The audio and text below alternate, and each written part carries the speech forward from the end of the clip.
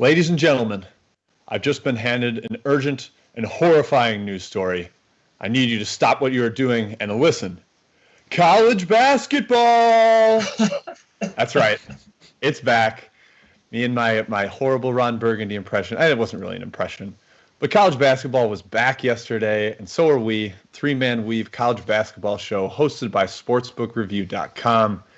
Hopefully you're watching live on the YouTube link right now. If you are, feel free to comment throughout the video. Matt is our comment czar today. Matt, you're in charge of that. You ready for your duty? Jim, I was born ready. I will make sure to give everyone who says something a friendly shout out. We'll get to all your comments, folks. Just pop them in. We'll get to them. And Ky McKeon, you are kind of dutyless. You're kind of bouncing around. You're our utility player today. You ready to rock? Yeah, I'm ready, Jim. I can play all 9 positions of the field, all 5 positions. Let's stick to basketball references here. There you go. It is Thanksgiving, folks, so a happy Turkey Day to you if you are celebrating out there. We are not taking the day off, though. We are going to be walking through the slate, talking college basketball. So like the video, subscribe to the YouTube channel. That helps its findability, and it helps us get promoted on the site. That's good for us. The show's new. Let's get it going. But before we get into the slate, we want to do a quick recap of yesterday. First of all, our best bets went 1-2. We lost one by the hook. Indiana with a winner. Oakland was a loss, and Idaho State a loss. Bummer. That's okay. We did give out some other solid leans though. San Diego State and the under, both solid. Rhode Island and the over, both very good.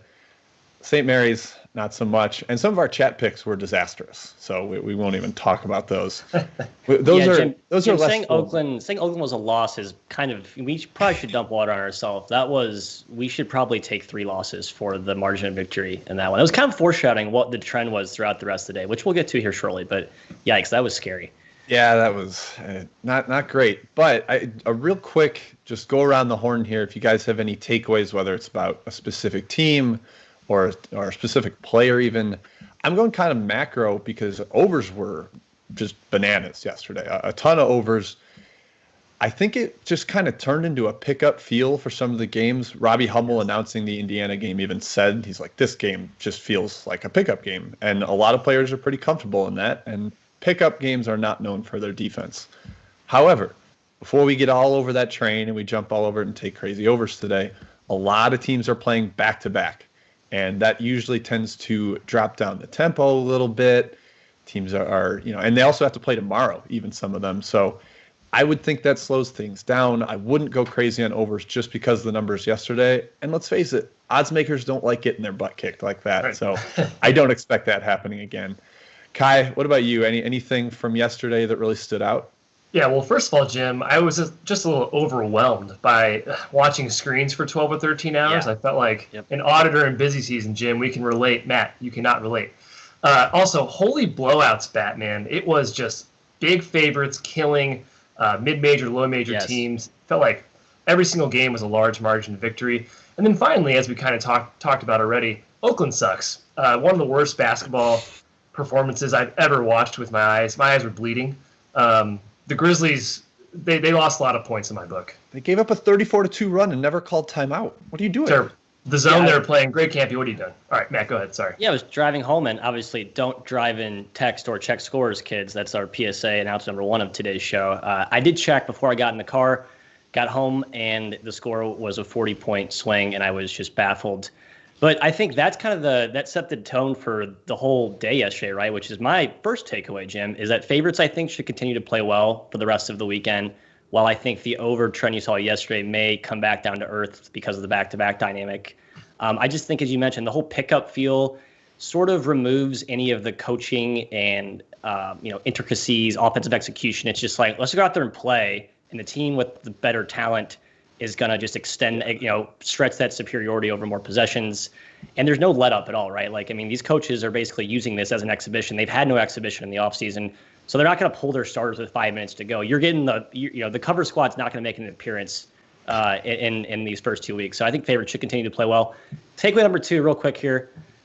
It's holiday season, folks. You'll be seeing a lot of family members this weekend. Shouts to Rashawn Links of McNeese State for repping the mask. There he yesterday. is. When you're around family, it's a pandemic. We got to remember big picture here. Wear the mask. Do you need it when you're hooping? I'm not going to debate that, but let's make sure we send good messaging out there. Good, great messaging, Matthew. But let's get into the games. Let's start talking picks. See what we've got on the slate today. We got to start with the big kahuna, the probably the best game of the first week here, Gonzaga versus Kansas. These are probably two of the top 10 teams in the country for us. Consensus number 1 with Gonzaga. Two highly talented teams. The line is sitting around the Zags -4, a total of 150. I think the opener was around 2.5, so people are definitely wise to the Zags. Matt, I'm going to go to you first on this one. What are we thinking about Gonzaga? They did get Andrew Nembhard with a waiver 2 days ago. Is this line not high enough because we love the Zags, or where are we leaning here? I think the line's fairly sharp. There's just something about betting against Kansas when they're catching any more than like 4 points. It doesn't sit well with me. At the end of the day, this still is Kansas. Plenty of talent there.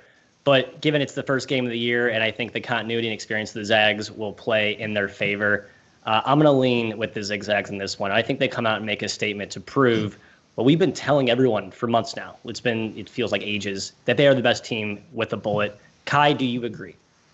Yeah, I mean, Gonzaga's a freight train. I'm not even sure Andrew Nembhard, his waiver matters. This team was number 1 in the country before he got eligible. Yep. Don't count Kansas out too quickly. If it hits 5, I might lean towards the Jayhawks. David McCormick's a big dude in the middle for them. He's almost the size of Udoka Azubuike. So he's going to give Timmy and Watson a little bit of trouble inside. Marcus Garrett, best defender in the country, arguably on the perimeter. So Kansas has some pieces. However, like I said, the Zags are a freight train. I'm going to stay away from the spread. I'm actually going to take the over in this game. Ooh, okay. Yeah, I was intrigued by the over. It did get bet up 3 points, so open 147.5, around 150 now. But if you subscribe to the theory that happened yesterday, then perhaps the over is the way to lean here. I'm with Matt, though. I do think Gonzaga makes a statement and says, we are the number 1 team in the country. It might not happen immediately, but I think over the course of the game, their depth, their talent, their continuity, like Matt mentioned, it'll wear down the Jayhawks is the way I lean here. Anything else on that one, guys, before we move on to the Bad Boys crossover classic? Nope, go for it, Jim. All right, that's right. We're going to South Dakota for round 2 of this tournament. We saw some great games out there yesterday. The Northern Iowa game was a shootout with Western Kentucky, but we're going to start with St. Mary's and Northern Iowa on the consolation side of the bracket here. I mentioned A.J. Green and Northern Iowa just shot the lights out yesterday. Noah Carter had a phenomenal game for the Panthers. Now they play somebody that's a little more athletically on their level. I think both of these teams struggled a bit yesterday against more athletic teams. Now it's going to be a little more half-court execution. The total is much lower. It's down at 139. St. Mary's only a slight favorite here, -1. But Ky, we're looking at the Gales here today. I mean, they showed more against Memphis than I thought, other than their 1 for 18 three-point shooting performance. So yeah, it does make sense to me that they're a slight favorite, even though Northern Iowa probably looked better yesterday overall. Yeah, and I thought I saw Northern Iowa favored by 1. I think it might be towing the line, going back and forth. But this is scheme versus scheme. Like you said, there's no overly athletic teams here like Memphis yesterday that we saw at Western Kentucky. A.J. Green is a monster. That guy was hitting the gym in the offseason. He's all of a sudden jacked. Like he must have gained like 20 pounds of muscle. St. Mary's, though, is not going to out-scheme Northern Iowa. They're rock solid defensively, rock solid offensively. I don't even think it matters that Trey Burhow is still out for Northern Iowa. I think Northern Iowa wins this game. I think they cover. I do think it'd also be low scoring. So I'm actually more privy to the under in this game. So that's going to be kind of my pick for this one is the under 139. Mr. McKeon, I agree. I will co-sign the under. You mentioned this basically. These two teams are now going to play. They're going to look in the mirror, right? And they'll settle kind of back into their comfort zone. Offensive execution, slow down pace. There's no more temptation to get sucked into the Western Kentucky and Memphis tracking up and down. I think you'll see a low possession game. And just the fact that Northern Iowa hit, 14 of 33s yesterday, I think you get a little bit of like regression. Today, and they'll probably shoot closer to 30%, and that should bode well for the under. So, yes, I agree with Mr. McKeon. The under is a solid take here. Yeah, the trouble that St. Mary's had yesterday was when Memphis threw a press on them and really made them speed up, take quick shots in the half court, turn the ball over. Northern Iowa's not going to do that. This is going to be a half court. Both teams just want to kind of get in their sets, execute, and I think the under is the play here as well. That's the way I lean at the number. I'm seeing 138, 139 out there. That feels like the right side. Yeah. On the other side, well, staying on the consolation side of the bracket, we have South Dakota State and Utah State. Matthew, I know you were against the Jackrabbits yesterday, but they hung around. They fought gamely against the big boys at West Virginia, whereas Utah State was up for most of the game against Virginia Commonwealth and just kind of blew it late. The athleticism also overwhelmed them a little bit. I'll go to you first here. You kind of sore feelings against South Dakota State for hanging around like that, or are you kind of going back to Craig Smith with Utah State, a coach we know and love? I think we both put these two coaches in maybe our top 5, top 10 of the country in terms of like risers. So you're going to see two highly intelligent basketball teams do battle today. I am still a little annoyed with myself for taking West Virginia and fading the Jack Bunnies. Jack Bunnies are just too fun. Like, why would you bet against such a fun team, Matt? That was just ludicrous by myself. But I don't actually really have a strong lean here, side or total. I think both offenses get what they want for the most part, so you could maybe convince me that the over is the right side, but I think this is more of a more measured possession type game. So I will watch this as a basketball fan, Mr. McKeon, and not really put my bank account at risk. Where do you stand? Yeah, a couple things in both teams' favor here. So South Dakota State doesn't have the guard athleticism VCU does. Their pressure really bothered the Utah State ball handlers. So you're not going to get that with South Dakota State. However, I mean, they gave West Virginia all they could handle. This is a well-coached team. This is a team with a lot of continuity, a lot of experience. I'm excited mostly for the Douglas Wilson-Nemish Keita matchup. That's going to be an awesome, awesome matchup. I think it comes down to who shoots better, frankly, as many games tend to do. Yeah. But South Dakota State's continuity makes me lean their way. I think Utah State is still putting the pieces together, even though Craig Smith's team was looking pretty good for about 3/4 of that game against VCU. The line, I think, is around 2. I'd probably lean South Dakota State, but nothing strong in this one. Hey, yeah, as token comment czar, I have full authority to step in here and pause conversation. Please do. Jake M is asking a very critical question, one that we talked about internally amongst ourselves this morning. Illinois versus Chicago State.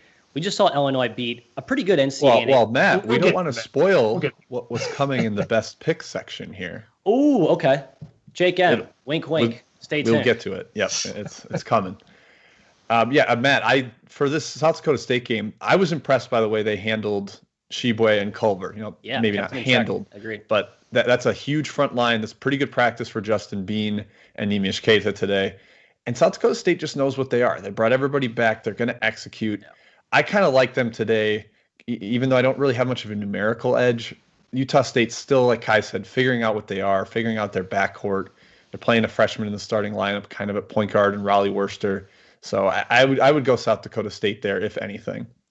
All right, let's flip over to the winner's side, the semifinals of this bracket, the Crossover Classic in Sioux Falls. We'll start with Memphis and Western Kentucky, two teams that looked pretty solid yesterday in getting to victories. Memphis obviously benefited from the awful St. Mary's shooting, but a lot of that credit goes to Memphis because they are long, they're athletic, they were very engaged defensively all day yesterday. Credit to Penny Hardaway for that pressure. I think when you tell those athletes to go play 94 feet, they're more inclined to defend all the way. If they sit back in half court, they can get a little relaxed, maybe not lazy, but it's hard to play with the same intensity.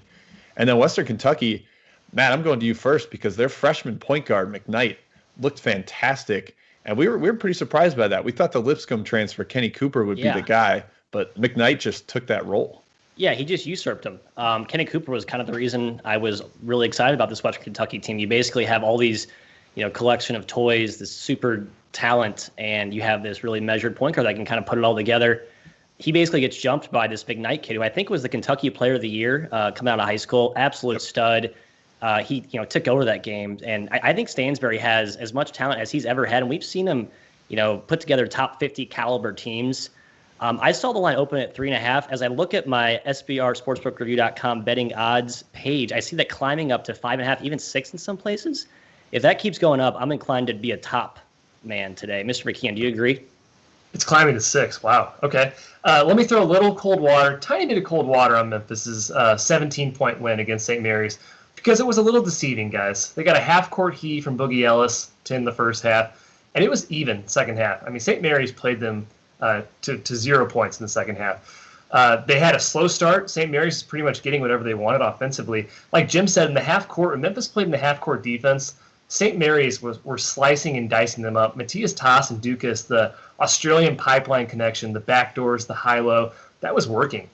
They really just struggled when Memphis started using their athleticism, their pressing, and it kind of got to them. Yeah. That's not going to happen against Western Kentucky. They have more athletes. They have more high-level talent to hang with Memphis. And shoot, if it's heading to 6, I mean, I'm taking the Hilltoppers all day. Yeah, these teams are similar enough. You know, maybe Memphis has a little bit more talent, but they play similar. They're deep. They're athletic. I would, you know, if it gets up to 6, I'm kind of in on the Hilltoppers as well. Comment czar interjection again. And actually, I'll co-sign what Jim just said. I think this is Memphis might say, "I see your talent, West Kentucky, and raise you our own level of talent, and just sure. Run away." 2 requests in the chat forum. Eric Chang asking about Samford. I can't help but chuckle in my mind. For those who are nerds like we are and scour through the KenPom.com box score pages, you may have noticed Samford scored 170 points last night against their D2 opponent. 174. Yeah. Thank you, Ky. Yeah. Who do they play today? I'm not sure. I don't think they play today, but they did. So Eric just wants a general at Samford take. Yeah, they're going to score a lot of points this year. That's what you need to write down. A lot of points. The D2 team they played averaged 132 points a game last year. They play this ridiculous no defense. Grinnell, like it's Grinnell on steroids for anyone that's heard of that D3 school. Like they just line changes and they'll give you a layup because they're going to shoot a 3 and they play 3's greater than 2. But still, I think that gives us a clear sign of what Samford's going to do this year. Matt, what else are we looking at in the chat? Timothy Howard. Ky, I believe you have a strong take on this one. Belmont versus Howard. In a typical year, Belmont versus Howard would probably be up in the 20s. Belmont's an awesome program. Howard has been kind of a meddling MEAC team for some time now. But Howard with the 5-star stud McCour, and a super upgraded talent supply there. Ky, are you going with the Bruins or are you going to ride with the Bison? Matt, I got to correct you. His name's Timothy Madden. Timothy Madden. What did I say? Timothy Howard. Timothy Howard. Timothy Madden Howard. I'm going to call him. So like Timothy Belmont said, I'll take Belmont with the points in this one. I think Howard's overrated. I think they just are. They've been in the news a lot, roping in talent. I don't think they're as good as the market says they are. So I'm going Belmont. We've seen the trend so far with double-digit favorites. I think that probably continues in this game. Even though it is in D.C., it is a semi-home game for Howard, I still like Belmont with the points. The scary part is if No-Gel Eastern gets like a surprise waiver, sure. The same way Trey Murphy did for Virginia yesterday, like right before game time, and then he leads the game in scoring with 21 points.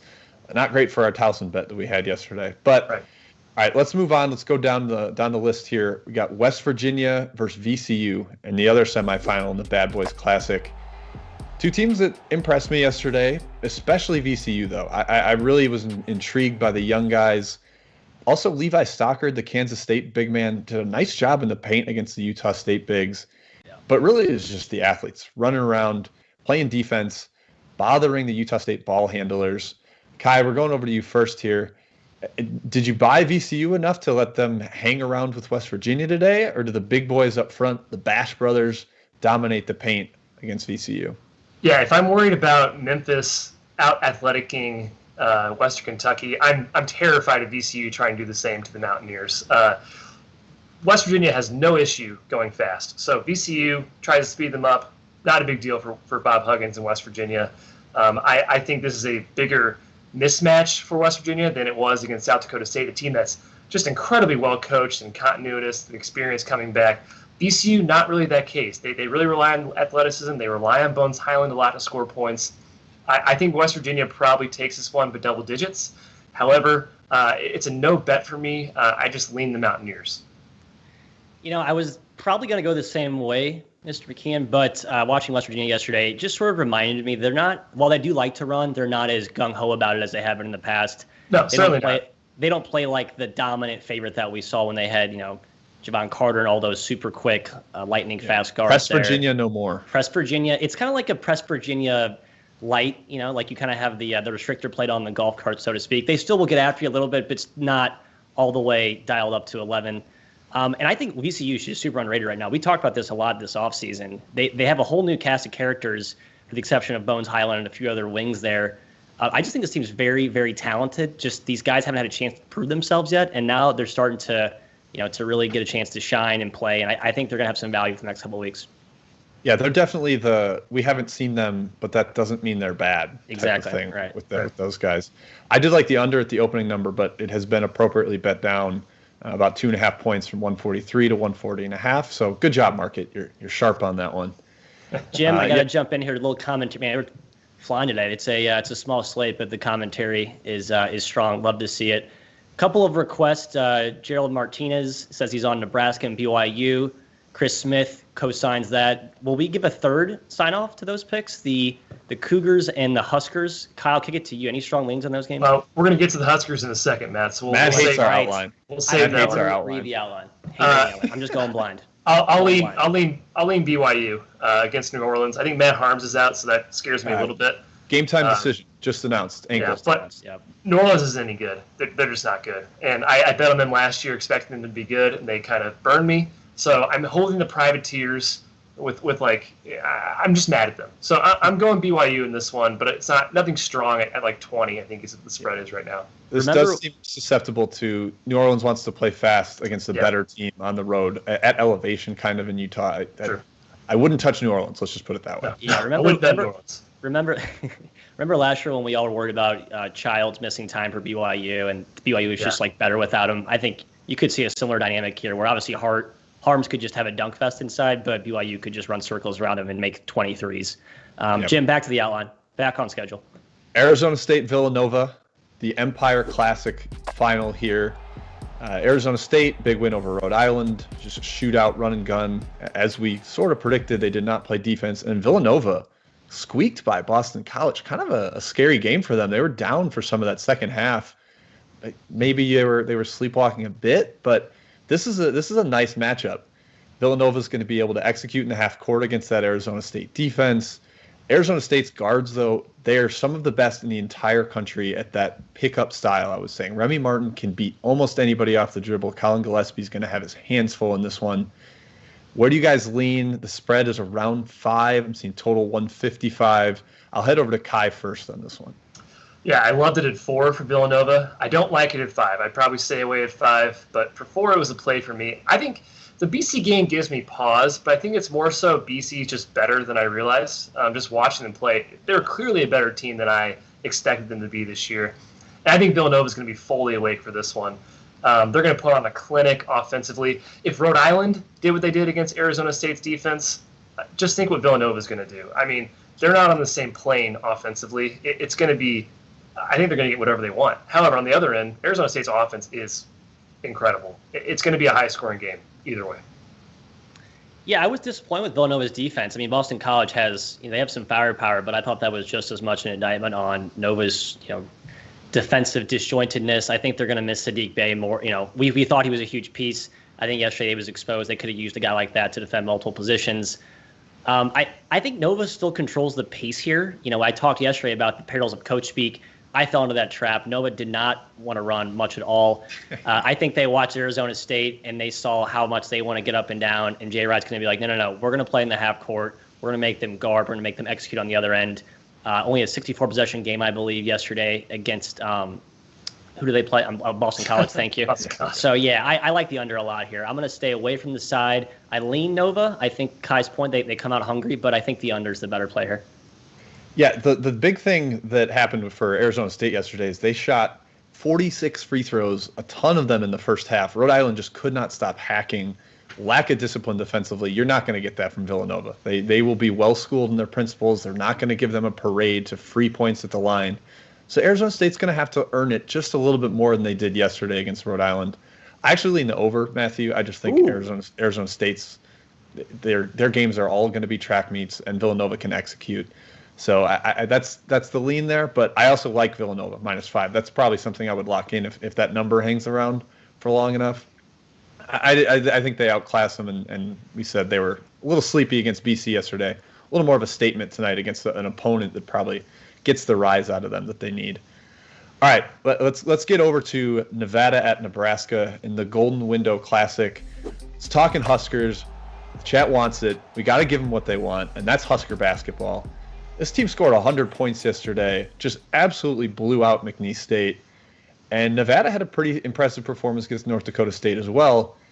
Are you guys buying Nebraska early on here? I mean, they brought in some talent. Delano Banton, the Western Kentucky string bean point guard. He's 6'8", but just long for days. He looked really good, and they made some shots. So Nebraska, pretty solid. Matt, we'll go over to you first. You did watch a little of this game, I believe. I did. Are you in on the Huskers, or are you kind of buying the dog here with no travel because they're playing back-to-back? Yep, back-to-back, exactly. So the home will be displayed there. I did watch this game. I'm starting to get shades of old Freddie Hoiberg magic from, the Iowa State glory days. I think he's got enough talent there to start to bring that program back to normalcy, back to relevance. I think what you saw yesterday, you'll see the continuation of that trend. If anything, a lot of points in this game. I like the over. Ky, where are you at?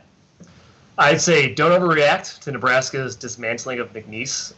That team had a hell of the last couple months with their hurricane rolling through St. Charles, Chuck City. Shout out Chuck City. Lake Charles, but yeah. Lake Charles, almost. I've been there. Lake Charles, Louisiana, yeah. Gorgeous town. They had to relocate. McNeese isn't on the same class as Nebraska. However, Nebraska did look a lot better than they did last year. They're a lot bigger. Lat Mayan coming over from TCU, Shamil Stevenson fully eligible. Jim said Banton at point guard. He's a big point guard. And an all-around talent addition, too, in Teddy Allen. So Nebraska's certainly a lot better than they were last year. However, Nevada, don't discount their win against North Dakota State. They relied on 2 transfers themselves with Grant Sherfield, Desmond Cambridge. I think I lean Nebraska at the current line here. It's nothing strong, but I do like the way Nebraska looks this season from an overall talent perspective. I lean Nebraska too on the 5. It's nothing for a number, but I like Nebraska. I think that talent is kind of rolling through. I'm with Matt on the Hoiberg thing. Like, the resurrection is finally happening. Last year's pieces didn't fit. I do also like the over. I think this is a shootout. The one thing that scares me is the back-to-back thing. These teams played yesterday. Maybe they'll be a little bit winded. Neither is that deep. Their best 5 is kind of their starting lineup plus 1 or 2 guys. So that worries me a little bit, but I don't think either. They're both better offensively than they are defensively, and that certainly helps the over. All right, let's run through these picks of the day, these best bets, guys, because we're already almost a half hour into this. We're enjoying the show on Turkey Day. Do you want to hit a couple chat things before, Jim? I'll defer to the Czar. Ky, as the czar, I'd appreciate if you let me do my job. I'm very capable of handling it myself. I was going to do a rapid fire close after we do our best picks. So let's do that. Let's get out the locks first and then come back to the chatter at the end. Jim, up to you. All right. Well, Ky, we're starting with your best bet based on the rotation here. Why don't you tell the people where you're leaning in this one? How dare I call out the czar? I will go with Illinois as my pick of the day over Chicago State at any price. And I mean this with all sincerity, guys, at any price. You cannot make this line high enough. Again, you shouldn't overreact to the first games, but Chicago State just it's not there, and Illinois is a freight train. It's not going to be close. Illinois shot the ball like crazy yesterday. I mean, they're not going to hit 17 threes, but they're going to blow them out. Yeah, I mean, they beat a better team by 62 yesterday. I think they can beat Chicago State playing on a back-to-back without their head coach. You think they can beat them by 40. All right, Matt, what about you? We're pivoting over to you. I believe you are staying in the town that you are currently residing in, Mr. St. Louis, correct? That's right. I'm going to take the Louisiana State Tigers, Jim. They're playing SIU Edwardsville. I'm going to throw a little cold water on the Illinois take as a quick before I pivot into my best bet. I think Chicago State can actually slow down the tempo. And while they have no really hope of guarding Illinois, I worry that the pace won't be as fast. That is not the case in LSU's SIUE. SIUE, as Jim mentioned, is coming off a back-to-back yesterday, but LSU is playing their first game of the season. They have pent-up demand. This is their first game. They're going to be giddy to get out and run. If we know anything about LSU, is that they haven't guarded anyone the last few years either. So I think points are going to be flying from the shelves in this one. And SIUE has Sidney Wilson, a former top recruit from UConn. So it's not like they're completely incompetent. I think they can score, 50 points in this game, which I think is plenty to carry you to the over. So I like LSU and the over. It's kind of a co-best bet bundle, But I go LSU as my slightly more confident lean. Best bet bundle. I like it. All right. So that was Ky's pick first, and then Matt with LSU and the over against SIUE. Now we'll go to my best bet, Jim's best bet of the day. That one for me is going to be Auburn over St. Joe's. Guys, I just couldn't believe that this line got bet down the way it did. I know Sharif Cooper is not there for Auburn. He didn't even travel with the team, their star 5-star point guard. But this is still Bruce Pearl with a very solid stable of athletes. I would compare this Auburn roster to VCU. Maybe you don't have the star in Bones Highland, but you have a bunch of guys that were playing behind seniors, pretty solid recruits. They're athletic. They're coached by Bruce Pearl, and they're going against St. Joe's, a team that lacks a little bit of athleticism, and I have never had less faith than, I mean, the first year of Billy Lang was a total disaster in Philadelphia. I think they won 6 games total, and that scares me. This shouldn't be single digits. I think Auburn wins by, I'll call it 14, basically doubling the spread, kind of run them off the court in an up and down game. I do lean the over as well, but mostly prefer Auburn. All right, Matt, do you guys have takes on that game, or should we go with the little rapid-fire comment section here? I'll just get a quick double. I will double down on what Jim just mentioned about Auburn and St. Joe. I lean the over more than the side, but yeah, a lot of points in that game. Defense will be optional. The big one we've been getting a lot of inquiries about in the commentary so far, Purdue and Clemson. Kyle, I'll kick it to you. I know we talked about potentially squeezing this game into our rundown. Will it be a low-scoring dragout, or do we think some points are put up in this one? Well, here's what Ronald Elston pointed out in the chat here, which I didn't realize. Mississippi State shot 8 for 28 from the free throw line. I was on the Bulldogs my plus 4.5, so that stings a little bit. And they still play Clemson pretty close, so that's annoying to me. Clemson didn't look very good in that game. They were clearly, you can't blow out Mississippi State or put up more points than what they did against Mississippi State. You're in trouble. I know Purdue's missing Eric Hunter, but Purdue is a lot better than people think they are. So I think Purdue is my lean in this game. I'm a boiler up for me in this one.